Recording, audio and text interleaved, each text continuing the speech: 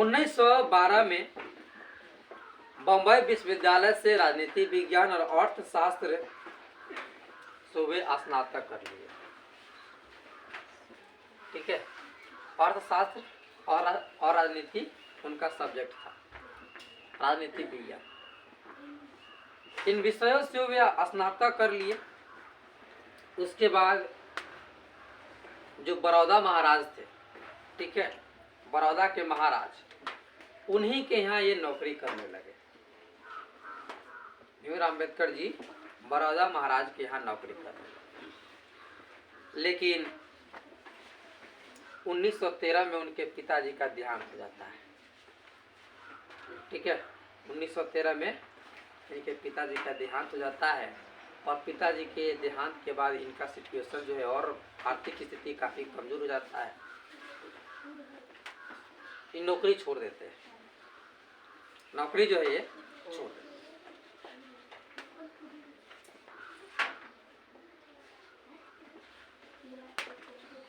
पिताजी के देहांत के बाद जो बड़ौदा के महाराज होते हैं वो भी अपने दरिया दिली दिखाते हैं और कहीं जातीयता से ऊपर उठ करके वो भीमराव अंबेडकर जी को छात्रवृत्ति से सम्मानित करता है।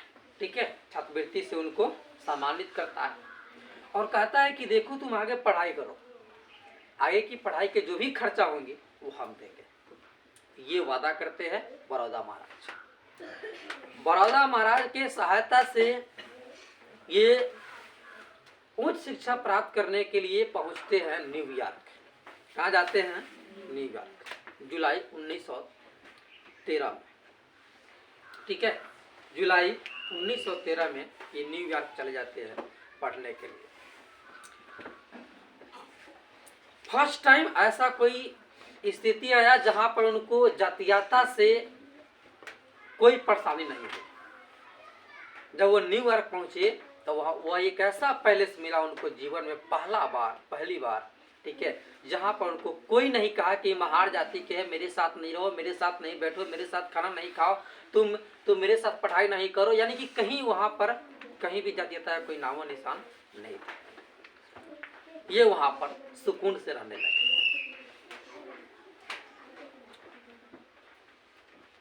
उसके बाद ये स्नातक तक करिए लिए थे, ग्रेजुएशन।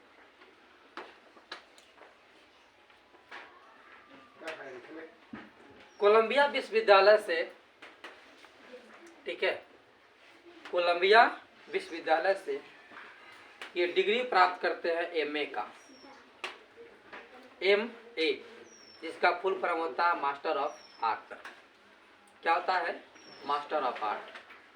तो ये कोलंबिया विश्वविद्यालय से मास्टर ऑफ आर्ट की डिग्री प्राप्त करते हैं। ठीक है, उसके बाद वो न्यूयॉर्क से वो राजनीति और अर्थशास्त्र को और मतलब गहराई से जानना चाहते हैं। इसके लिए राजनीति और अर्थशास्त्र के और ज़्यादा अध्ययन करने के लिए वो पहुंचते हैं लंदन। कहाँ पहुंचते हैं? लंदन। न्यूयॉर्क अमेरिका में है। कहाँ पर है? अमेरिका में। वहाँ से वो कर लिए एमए। उसके बाद वो सीधे पहुँचे लंदन। लंदन कहाँ है? इंग्लैंड में। कहाँ है लंदन? इंग्लैंड में। वहाँ पर पहुँचते हैं। जब ये पहुँचते हैं वहाँ पर तो उस समय जो है प्रथम विश्व युद्ध शुरू हो जाता है। ठीक है, और प्रथम विश्व जो है चलता रहता है। तो प्रथम विश्व के कारण बड़ौदा महाराज सोचते हैं कि ये वहाँ पर है जहाँ पर युद्ध की स्थिति बनी हुई है। कहाँ? जहाँ पर युद्ध हो रहा है। क्या कोई भी इंसान वहाँ पर चाहता है कि हमारे बच्चे वहाँ पर रहे? नहीं चाहिए। और बड़ौदा महाराज उनको भेजे हुए थे पढ़ाई करने के लिए। तो प्रथम विश्व युद्ध के कारण बड़ौदा महाराज कहते हैं कि बेटा तू वापस चले आओ। ठीक है, अम्बेडकर जी को कहते हैं कि तुम वापस चले आओ। अम्बेडकर जी वापस चले आते हैं।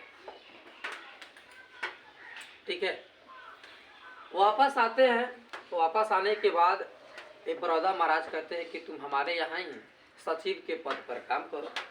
ठीक है, हमारे ही यहाँ तुम सचिव के पद पर काम करो। ये सचिव के पद ज्वाइनिंग कर लेते हैं, उस पद पर चले जाते हैं। लेकिन महार जाति होने के कारण इनकी बात का कोई वैल्यू नहीं देता था,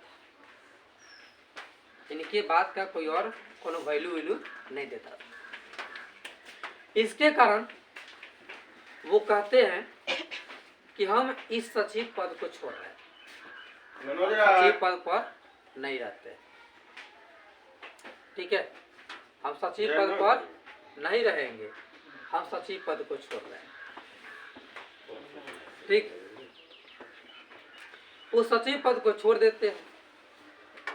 उसके बाद वो फिर पहुंचते हैं, उनका एक पुराना साथी होता है जिसका नाम होता है राजपाल सिडनेमा। क्या नाम था उनका? राजपाल सिडनेमा। ठीक है, राजपाल सिडनेमा जी की सहायता से वो जो है सिडनेमा कॉलेज के प्रोफेसर बनते हैं। ठीक है, और सिडनेमा कॉलेज में वो प्रोफेसर बनते हैं राजनीतिक विज्ञान का और अर्थशास्त्र का। ठीक, राजनीति विज्ञान का और अर्थशास्त्र का वो प्रोफेसर बनते हैं। वहां पर प्रोफेसर बने। फिर जो है वो उनका एक और साथी था साहू महाराज। भीमराव अम्बेडकर जी के एक और साथी थे साहू महाराज। ठीक है, वो 1920 में चल जाते हैं 1920 में वो चल जाते हैं कोल्हापुर में साहू महाराज के पास। वहाँ से निकलते हैं। ठीक है, सिडनेमा कॉलेज से निकलते हैं। 1920 में उनकी मुलाकात होती है साहू महाराज से कोल्हापुर में। कहाँ पर? कोल्हापुर में साहू महाराज से उनका मुलाकात होता है। साहू महाराज से जब मुलाकात करते हैं तो वो कहते हैं कि हमको आगे अध्ययन करना है, हमको आगे पढ़ना है, बट मेरी आर्थिक स्थिति काफी दयनीय है। वो अपनी बात जो है बताते हैं साहू महाराज से।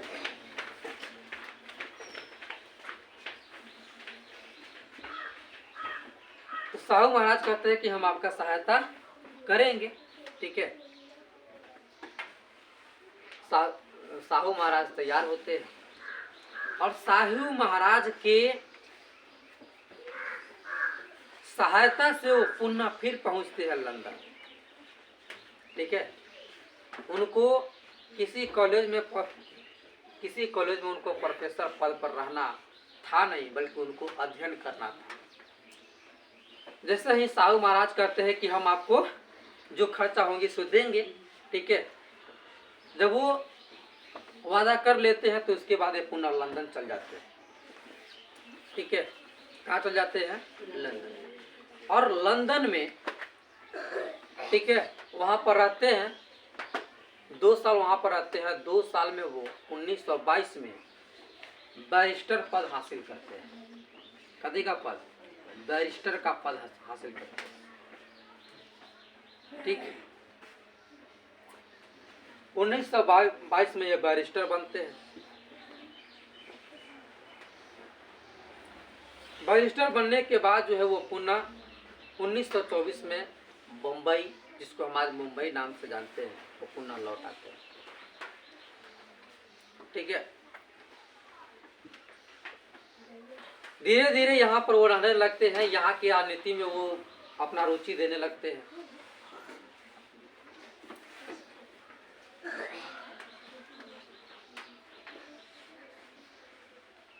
उसके बाद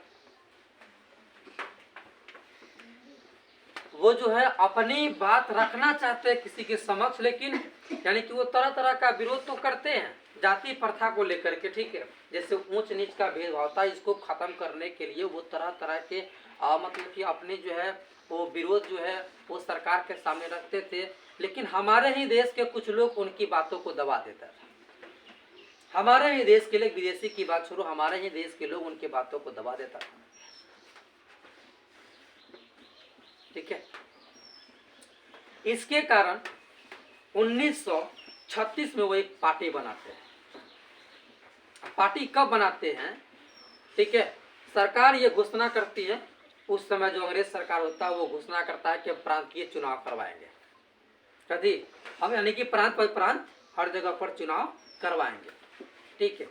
और जब भनक लगती है भीमराव अम्बेडकर कि हाँ मतलब कि प्रांतीय चुनाव होने वाले हैं, ठीक है, तब ये जाकर के 1936 में अपना एक पार्टी बनाते हैं, एक दल बनाते हैं, जिसका नाम होता है स्वतंत्र लेबर पार्टी।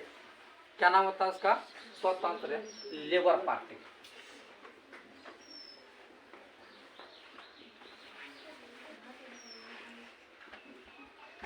स्वतंत्र लेबर पार्टी, ये वहां पर अपने पार्टी बनाते हैं। ठीक है। और फिर 1937 में प्रांतीय चुनाव लड़ते हैं। 1937 में प्रांतीय चुनाव लड़ते हैं। ये जो भी काम कर रहे हैं, यहाँ पर विरोध कर रहे हैं, चाहे पार्टी बना रहे हैं, चुनाव लड़ रहे हैं, इसका सीधा मतलब ये है कि ये जाति प्रथा को किसी भी तरह से खत्म करना चाहता है। जो वो अपने जीवन में झेले वो और किसी को नहीं झेलने देना चाहते, और इसके लेकर के वो तरह तरह की अपने हथकंडा अपना रहे। 1947 में भारत स्वतंत्र हो गया, समय बीतते गया। 1947 आया। 14 अगस्त 1947 को भारत पाकिस्तान का बंटवारा हुआ और 15 अगस्त 1947 को भारत स्वतंत्र राष्ट्र हो गया। स्वतंत्र राष्ट्र के पहले प्रधानमंत्री पंडित जवाहरलाल नेहरू जी बने। कौन बने? पंडित जवाहरलाल नेहरू जी स्वतंत्र भारत के प्रथम प्रधानमंत्री। 1947 में जब भारत स्वतंत्र हो गया तो प्रधानमंत्री जी डॉक्टर भीमराव अंबेडकर को अपने पास बुलाए। ठीक है, अपने पास बुलाए और संविधान निर्माण के लिए यानी कि देश संचालन में काफ़ी समस्याएं हो रही थी, देश को चलाने में समस्या हो रही थी, तो इसको देखते हुए जवाहरलाल नेहरू भीमराव अंबेडकर जी को अपने पास बुलाते हैं और एक कमेटी बनाते हैं। ठीक है, और एक कमेटी बनाते हैं यानी कि एक समिति बनाते हैं, और उस समिति का अध्यक्ष भीमराव अंबेडकर जी को बनाया जाता है। जो कमेटी बनती है वहाँ पर, ठीक है, उस कमेटी का अध्यक्ष होते हैं डॉक्टर भीमराव अंबेडकर जी। ठीक, 1948 तक संविधान हमारा बन चुका था। 1948 तक हमारा संविधान बन चुका था। 1948 में जब संविधान बन गया तो भीमराव अंबेडकर जी उस संविधान को भारत के लोगों के सामने रखा कि देखिए हमने संविधान में यह एक्ट लाया है, ठीक है, यह अधिनियम लाया है, ठीक है, इसमें आपको जो लगता है उचित नहीं है आप उसको इसका शोध करके आप इसको हटा सकते हैं और जो लागू करना है वो लागू कर सकते हैं, आपको जो लगता है। ठीक है,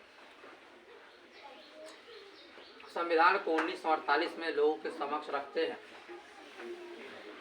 संविधान का शोध होता है और आती है सन 1950। ठीक है, समय बीतते जाता है, 1950 की समय आती है। 26 जनवरी 1950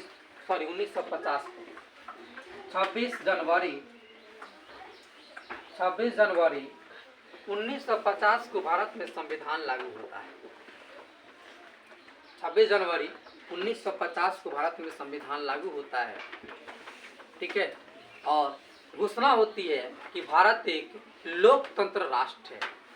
भारत क्या है? एक लोकतंत्र राष्ट्र है, एक गणतंत्र राष्ट्र है। गण मतलब लोक होता है और लोक मतलब लोग होता है। ठीक है, जनता। और उसी वर्ष से जो है हमारा देश लोकतंत्र देश बना। इस खुशी में हम हर साल जो है 26 जनवरी मना करके ये सबको बताते हैं कि हमारा देश लोकतंत्र है, हमारा देश एक लोकतंत्र देश है। हम ये साबित करते हैं, हम ये बताते हैं दुनिया को कि हम लोकतंत्र देश में चलते हैं। और इसीलिए हम प्रतिवर्ष 26 जनवरी हर साल जो 26 जनवरी होता है हम उस 26 जनवरी को गणतंत्र दिवस के रूप में मनाते हैं। तो ये थी कहानी कि हम गणतंत्र दिवस क्यों मनाते हैं। ठीक है, इसका क्या मतलब है। भीमराव अंबेडकर जी की और भी जीवनी है। ठीक, संविधान लागू हो जाता है, वो नेता बन जाते हैं, पार्टी चलती रहती है। 24 मई 1956 को बम्बई में बुद्ध जयंती पर एक बौद्ध धर्म का कार्यक्रम होता है। ठीक है, 24 मई 1956 को बम्बई में बुद्ध जी के जन्मदिन पर एक कार्यक्रम होती है। वहां पर पहुंचते हैं भीमराव अंबेडकर, और भीमराव अंबेडकर ये घोषणा करते हैं कि हम अक्टूबर, ठीक है, हम इसी वर्ष के अक्टूबर में बौद्ध धर्म को अपनाएंगे। क्योंकि बौद्ध धर्म, ठीक है, बौद्ध धर्म एक ऐसा धर्म है जो किसी जाति को जो है वह ऊंच नीच की भावना से नहीं देखता है। ठीक है, बौद्ध धर्म एक शोध किया हुआ धर्म है। ठीक है, एक वैज्ञानिक धर्म है। इसलिए हम बौद्ध धर्म को अपनाएंगे अक्टूबर में। फल तो वही होते हैं। ठीक है, वो उसी वर्ष 14 अक्टूबर को बौद्ध धर्म को अपना लेते हैं। उसी वर्ष 14 अक्टूबर को, अर्थात 14 अक्टूबर 1956 को बौद्ध धर्म को अपना लेते हैं। 1948 से ही उनको बीमारी था। किनको? भीमराव अम्बेडकर को 1948 से ही उनको बीमारी था, और बीमारी था मधुमेह रोग। कौन सा रोग था? मधुमेह रोग। ठीक है, मधुमेह रोग से ग्रसित थे, इलाज तो करवाते थे पर ठीक नहीं हुए, और इन बीमारियों के कारण जो है 6 दिसंबर 1956 को, कब? 6 दिसंबर 1956 को इनका निधन हो जाता है। 6 दिसंबर 1956 को भीमराव अम्बेडकर जी की मृत्यु हो जाती है। एक और रोचक बात बताते हैं इनके जीवन का। ये 2 शादियां किए थे। ठीक है, फर्स्ट टाइम जो 9 साल की लड़की से शादी की थी, ठीक है, शादी किए थे, उसका नाम था रीमाबाई। नाम क्या था उनका? रीमाबाई नाम था। ठीक है, लेकिन रीमाबाई किसी बीमारी से ग्रसित हुई। ठीक है, और 1935 में वो मर गई। जो उनकी जो पहली पत्नी थी वो किसी बीमारी से ग्रसित होती है, और 1935 में वो मर जाती है। ठीक है, और जब इनको, उसके बाद जब इनको मधुमेह रोग होता है तो ये इलाज करवाने पहुंचते हैं किसी अस्पताल में, जहां पर इनकी मुलाकात होती है शारदा कबीर से। शारदा कबीर एक ब्राह्मण लड़की होती है जो वहां पर डॉक्टर थी, उससे मुलाकात होती है। ठीक है, और मुलाकात, और दूसरी बात ये है कि वो भीमराव अंबेडकर जी को बहुत चाहते थे और बहुत मानते भी थे, और भीमराव अंबेडकर के बातों से वह बहुत प्रभावित थी, बोला। ठीक है, 15 अप्रैल 1948 को वो दोनों शादी करते हैं, भीमराव अंबेडकर जी और शारदा कबीर अपने घर पर शादी करते हैं। ठीक है, शादी के बाद शारदा कबीर अपना नाम बदल लेती है, अपना नाम रखती है सविता अंबेडकर। ठीक है, शारदा कबीर अपना शादी के बाद नाम बदली और नाम रखी सविता अंबेडकर।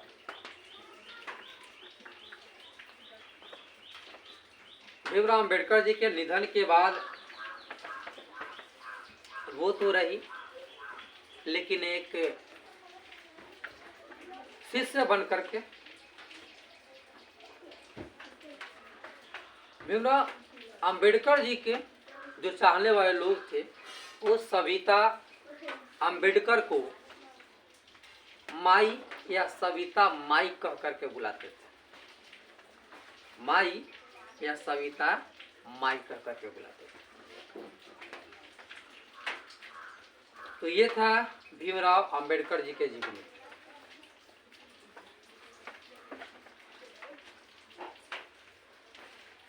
ठीक,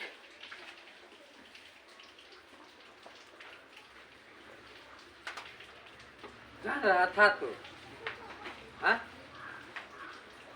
उस सन तन तो याद नहीं रहेगा तो के याद रहेगा सन, लेकिन हाँ और कहानी याद रहेगा कि इनके जीवन में इनकी 2 विवाह होता है ना।